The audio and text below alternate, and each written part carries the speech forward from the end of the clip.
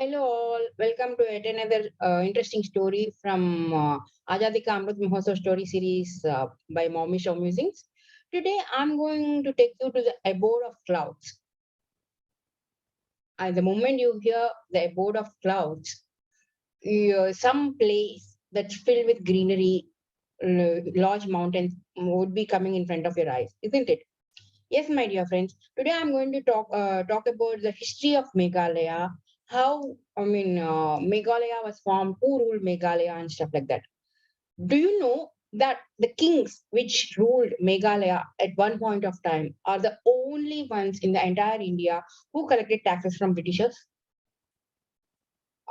I mean, obviously you wouldn't believe me, right? But it's written in the historical records by the Chinese travelers, my dear friends. So come, let us see who are these kings who had actually collected taxes from Britishers when who are that courageous enough, in fact, when compared to the entire India. In Meghalaya, we normally hear about mostly the Kasi tribes, but even prior to Kasi tribes, the biggest clan which ruled Meghalaya is the Jaintia tribe, which is actually the ruling class of Meghalaya at one point of time. The current Meghalaya can be divided into three major tribes, which contains the Garo tribes, which belong to the Western and Eastern Garo hills. The Kasi hills are being taken over by the Kasi tribe, and the Jaintia hills. As you can see, the Jaintia hills occupies only very limited portion of current Meghalaya, but in fact, in the ancient historical records, especially the Great Tang Dynasty records of the Western regions, written by Zhuangzang from China, actually states that the Jaintia tribe is the ruling clan of the Meghalaya. And at that time, there is no Meghalaya per se. Meghalaya was more or less part of Assam, or the Jaintia, the Zhuangzang had written that the Jaintia kings were occupying a major portion down south of Brahmaputra, or almost in Assam region, till almost all plains of the current Bangladesh. And that is the reason why they had two capitals. Remember, the Britishers in 1857, in 18th century had two capitals, summer capitals, Delhi, and the winter capital in the hills, Dehradun, and areas like that.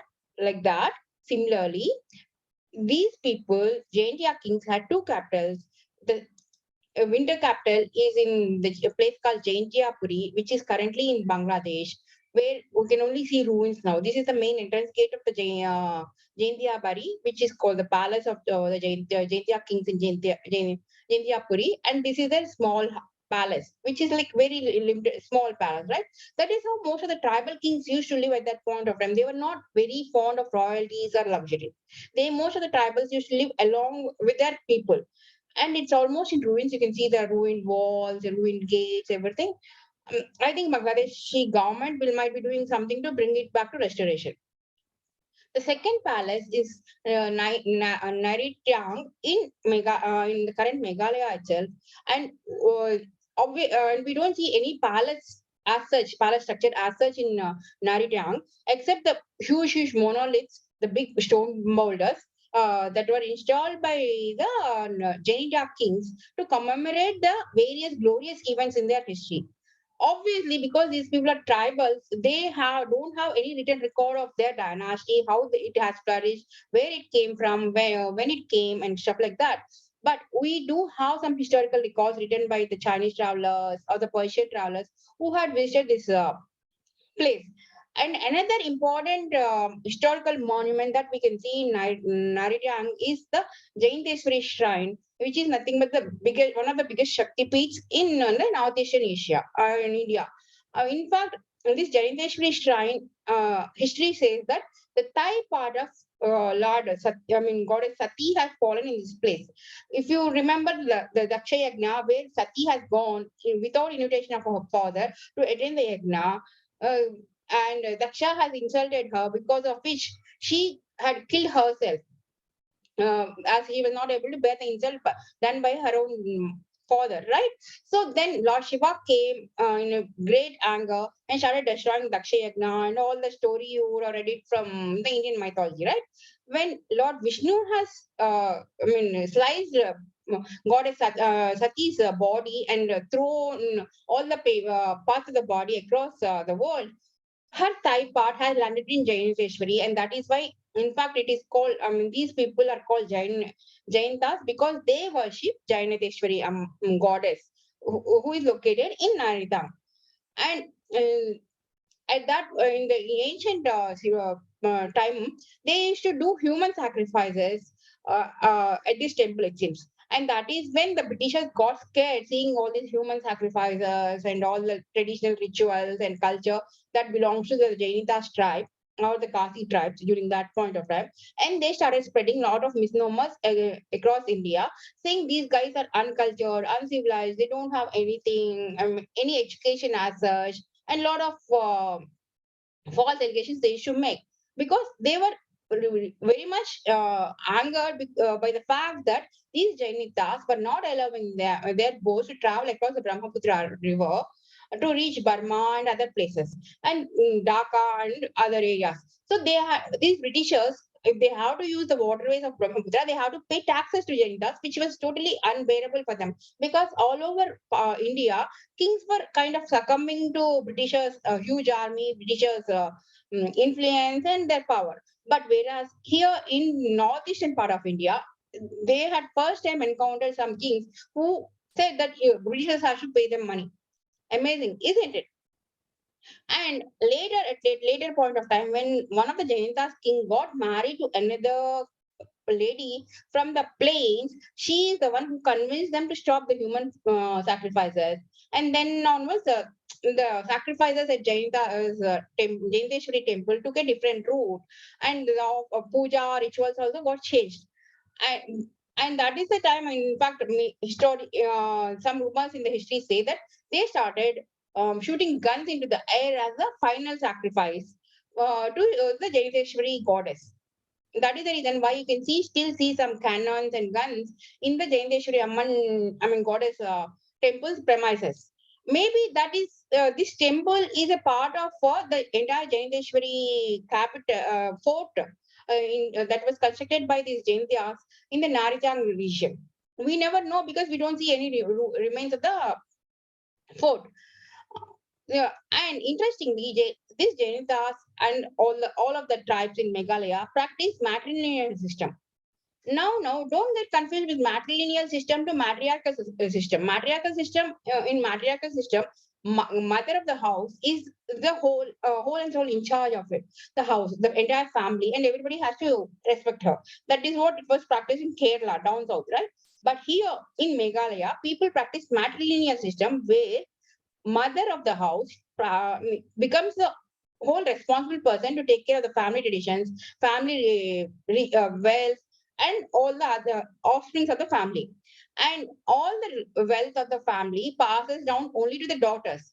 In fact, the husband of the youngest daughter has to come to their family and stay with them, not like the bride of the family goes to and stays with the son-in-law. I mean, in their in-laws' house. Here, the bridegroom has to come and stay in his in-laws' house. Amazing tradition, isn't it? Totally reverse. But at the same time, the head of the family still remains as a male counterpart, which is the father. Because they are living in hills, they are tribals, and they belong to the ruling clan. I mean, rather, they live in the mountains and they have to go out on official duties for wars, for hunting, and all that stuff, right?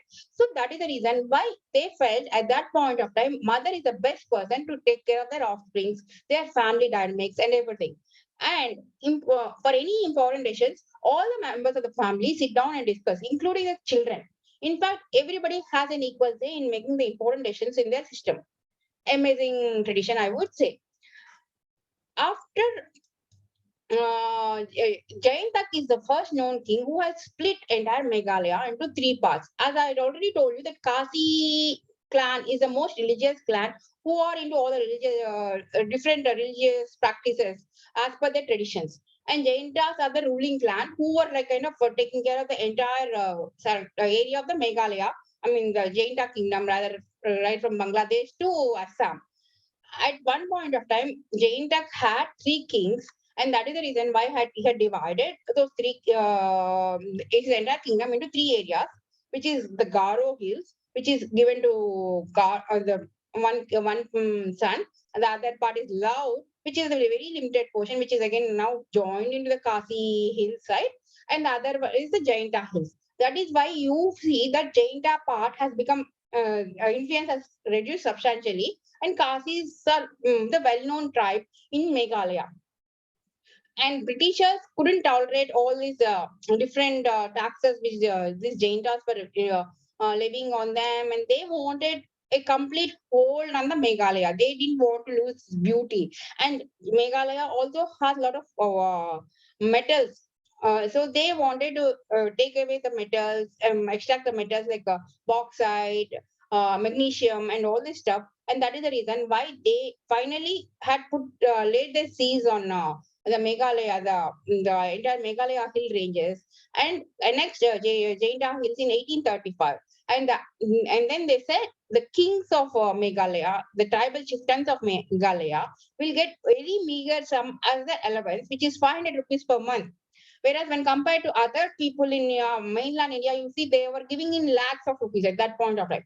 But for Jaintas and other tribal chieftains, they had given very less amount. Imagine what is the mindset of British at that point of time. They were not treating these tribals on par with other people from the Indian main subcontinent. And that is the reason why, in fact, we don't know much about Meghalaya or any of the northeastern tribes. In But there is so much to learn from them, especially the matrilineal system, the way they were organizing themselves amidst all the adversities which living in hills will be giving, and everything. Anyways, that's part of history. I hope at least now our Indian government does something so that we can learn more about their history. There's a lot of research that needs to be done, which I think if Indian government is willing to do, take up this exercise, that will be great for us to learn more about the Northeast, right? Closing the story, these are the traditional dresses that the different tribes of Meghalaya use even till today in their different religious and cultural festivals. That's all from my end today, friends. I hope we do get to hear more about Northeastern history by different organizations or different people in future, so that we can learn a lot of lessons from them. I always feel that Northeast also matters to us because they are also part of India. What do you say? Do share your views. Take care. Let us meet tomorrow with another interesting episode. Bye bye.